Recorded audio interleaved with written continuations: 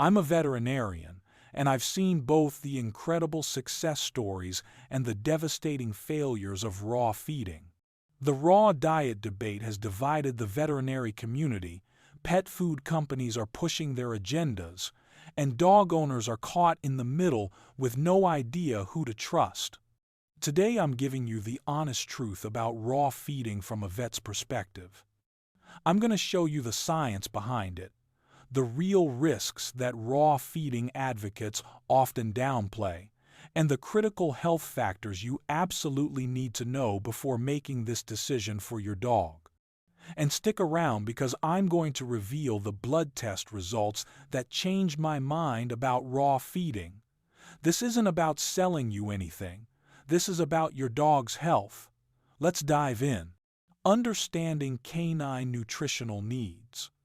Before we talk about raw feeding, let's discuss what dogs actually need nutritionally, because this is where a lot of confusion starts. Dogs are not obligate carnivores like cats. They're facultative carnivores, which means they're primarily meat eaters but can utilize other food sources. Yes, dogs share significant DNA with wolves, but here's what most people don't realize. Domestication has changed their digestive capabilities. Studies show that dogs have evolved to produce more amylase, an enzyme that breaks down starches, compared to wolves. This happened because dogs have lived alongside humans eating our scraps for thousands of years. Does this mean dogs need grains? No, but it does mean they can digest them more efficiently than wolves. Their digestive systems have adapted to be more flexible than their wild ancestors. From a veterinary nutrition standpoint, dogs need specific nutrients, not specific ingredients. They need amino acids, fatty acids, vitamins, and minerals in the right ratios. Whether those come from raw meat, cooked meat, or properly formulated kibble doesn't matter to their cells. What matters is bioavailability and balance. The Association of American Feed Control Officials, or AAFCO, sets nutritional standards for dog food. These standards are based on extensive research about what dogs need to thrive. Any complete diet, whether raw, home-cooked, or commercial, needs to meet these requirements. Here's the key point. Nutrition is complex. It's not just about protein percentage or ingredient lists. It's about amino acid profiles, mineral ratios, vitamin interactions, and dozens of other factors that most pet owners and even many raw feeding advocates don't fully understand. The science behind raw feeding claims. Let's examine the common claims made by raw feeding proponents and look at what the science actually says. I'm going to be completely honest with you about what we know and what we don't. Claim 1. Raw food is more digestible. There's actually some truth here. Raw meat protein is highly digestible for dogs. However, properly processed commercial foods also have high digestibility ratings. The difference isn't as dramatic as many claim. Claim 2. Raw diets improve coat quality. I've seen this clinically, and there's a logical explanation. Raw diets tend to be higher in fat and omega fatty acids, which do improve coat condition. But you can achieve the same results by supplementing a commercial diet with appropriate fats. Claim 3. Cleaner teeth from raw bones. This one's partially true. Raw, meaty bones can provide mechanical cleaning. But I've also treated countless dogs with fractured teeth from bones. The dental benefit exists, but comes with significant risk. Claim 4. Better immune function. This is where evidence gets thin. Some studies suggest raw-fed dogs have different gut bacteria populations, but we don't yet know if different means better. The immune system is incredibly complex, and diet is just one factor. Claim 5. Fewer allergies. Here's the interesting part. Some dogs with food allergies do better on raw diets, but usually because they're eating novel proteins, not because the food is raw. You can get the same benefit from commercial novel protein diets.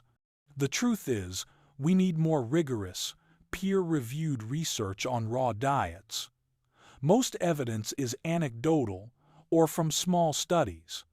That doesn't mean raw feeding doesn't work, but it means we should be cautious about making sweeping claims. The real risks veterinarians see. Now let's talk about what keeps me up at night as a veterinarian when clients tell me they're feeding raw. These aren't theoretical risks. These are problems I've personally treated. Bacterial contamination is the biggest concern. Studies consistently show that raw dog food, both commercial and home-prepared, frequently contains salmonella, E. coli, listeria, and other pathogens. Yes, dogs have acidic stomachs, but they're not immune. I've treated dogs with salmonella infections from raw food. But here's what's even more concerning: the zoonotic risk. Dogs shed these bacteria in their feces, saliva, and on their fur. This puts humans in the household at risk, especially children, elderly people, pregnant women, and immunocompromised individuals. I've seen human family members get sick from bacteria their dog was carrying. Nutritional imbalances are extremely common in home-prepared raw diets. I regularly see dogs with calcium to phosphorus ratio problems, vitamin deficiencies, and mineral imbalances. These cause serious health issues, developmental bone problems in puppies, metabolic disorders, and organ damage. Intestinal obstruction and perforation from bones is another serious risk. I've performed emergency surgery on dogs with bone fragments stuck in their intestines. I've treated dogs with perforated intestines from sharp bone pieces. These are life-threatening emergencies. Parasites are a concern with raw meat, especially wild game or pork. Proper freezing can kill many parasites, but not all. I've diagnosed dogs with parasitic infections from raw feeding. Thyroid hormone contamination can occur if you're feeding raw meat containing thyroid gland tissue, particularly from the neck. This can cause hyperthyroidism symptoms and skew thyroid test results. These risks are real and documented in veterinary literature. Anyone considering raw feeding needs to understand and accept these risks. When raw feeding might make sense. Despite the risks, I'm not completely against raw feeding. There are situations where it might be appropriate, and I want to be balanced in this discussion. For dogs with severe food allergies or inflammatory bowel disease who haven't responded to commercial elimination diets, a carefully formulated raw diet using novel proteins might be beneficial. I've seen cases where this helped when nothing else did. For dogs with certain digestive disorders, the high digestibility of raw food can be advantageous. Some dogs with exocrine pancreatic insufficiency or other conditions do better on raw diets.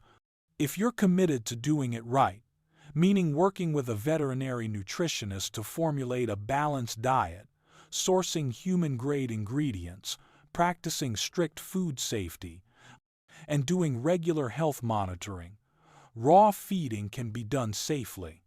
Commercial raw diets that are HPP treated, meaning high-pressure pasteurization, reduce bacterial risk while maintaining the benefits of raw feeding. These are safer options than home-prepared raw diets. But here's my professional opinion. Raw feeding should not be your first choice.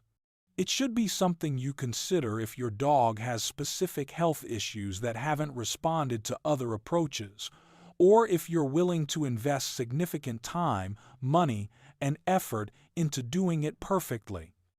For the average dog owner who works full-time, has kids, and wants to feed their dog a healthy diet, commercial dog food from reputable manufacturers is safer, more convenient, and nutritionally reliable. How to do raw feeding safely if you choose it. If after understanding all the risks you still want to pursue raw feeding, here's how to do it as safely as possible from a veterinary standpoint. First, and absolutely critical, work with a board-certified veterinary nutritionist. Not a pet store employee, not a raw feeding Facebook group, not a breeder. A veterinary nutritionist with actual credentials.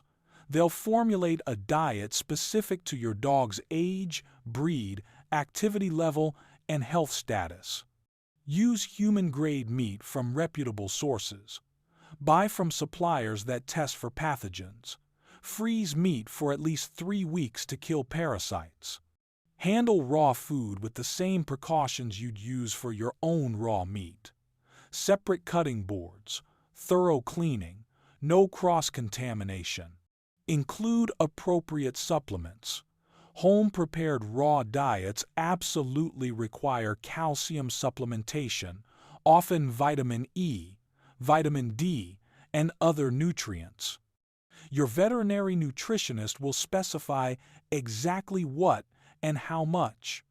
Rotate proteins to ensure variety and reduce risk of nutritional gaps. Use beef, chicken, turkey, lamb, and fish in rotation. Don't feed only one protein source. Monitor your dog's health closely. Regular vet checkups every 6 months minimum. Annual comprehensive blood work including complete blood count, chemistry panel, and thyroid function. Watch body condition score carefully. Practice strict hygiene. Wash your hands thoroughly after handling raw food and after your dog licks you. Clean food bowls with hot soapy water immediately after meals. Don't let children handle raw dog food or kiss the dog's mouth. Consider commercial raw instead of home-prepared. While more expensive, commercially prepared raw diets are formulated by nutritionists, and some brands use safety treatments to reduce bacterial load. Never feed raw to puppies under 6 months, pregnant or nursing dogs, senior dogs, or dogs with compromised immune systems without veterinary supervision. The blood work that changed my perspective. Let me share something that genuinely surprised me and challenged my initial skepticism about raw feeding. I had a client whose dog had been on a properly formulated raw diet for 3 years. I was concerned, so I ran comprehensive blood work. The results were remarkable. Perfect protein levels, excellent kidney and liver values, optimal cholesterol, beautiful red blood cell counts. The dog's inflammatory markers were low, and overall health markers were exceptional. I compared these results to similar aged dogs on commercial diets in my practice. The raw-fed dog's blood work was consistently among the best I'd seen. This happened with multiple raw-fed patients who were doing it correctly. This taught me something important. When raw feeding is done right, meaning balanced nutrition, quality ingredients, and proper safety measures, it can produce excellent health outcomes. But here's the critical part. Every one of these successful raw-fed dogs had owners who worked with veterinary nutritionists, spent significant money on quality ingredients, and were meticulous about balance and safety. None of them were winging it based on internet advice. I've also seen the flip side. Dogs fed improperly balanced raw diets with terrible blood work, low albumin, calcium, phosphorus imbalances, anemia, and other problems. The difference between success and failure is knowledge and commitment.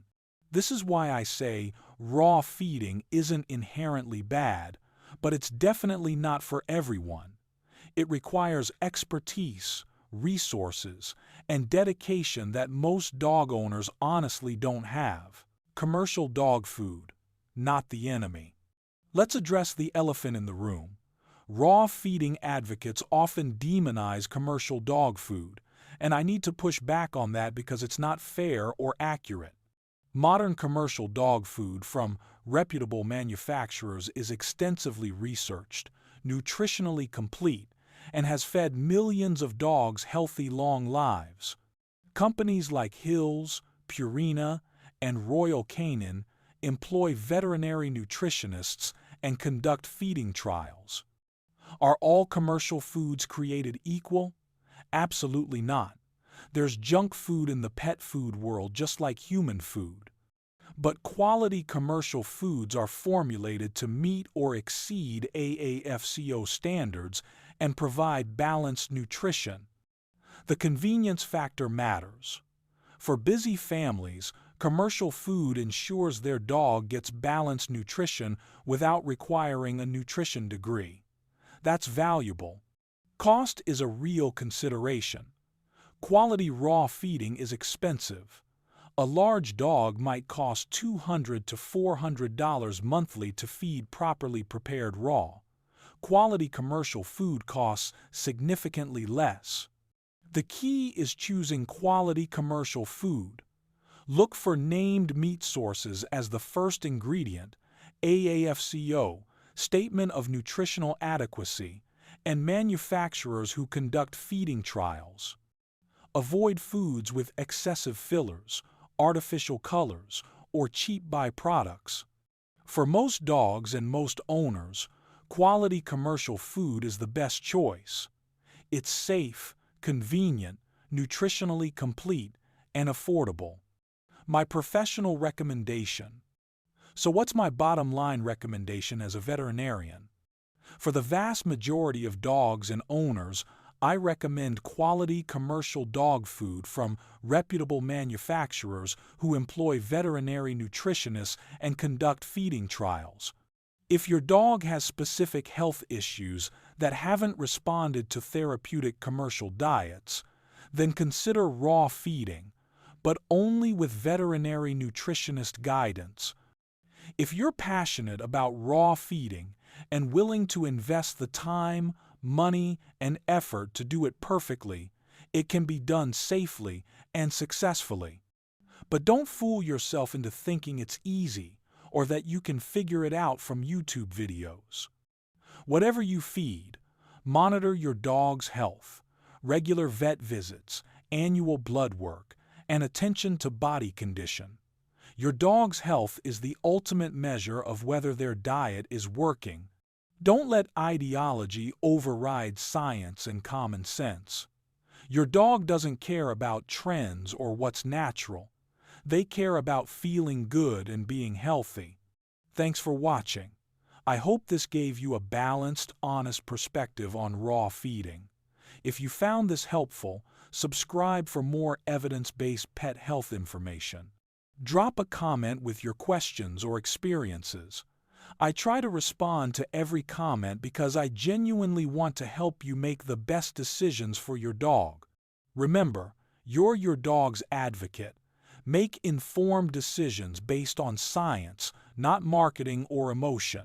Until next time, keep your dogs healthy.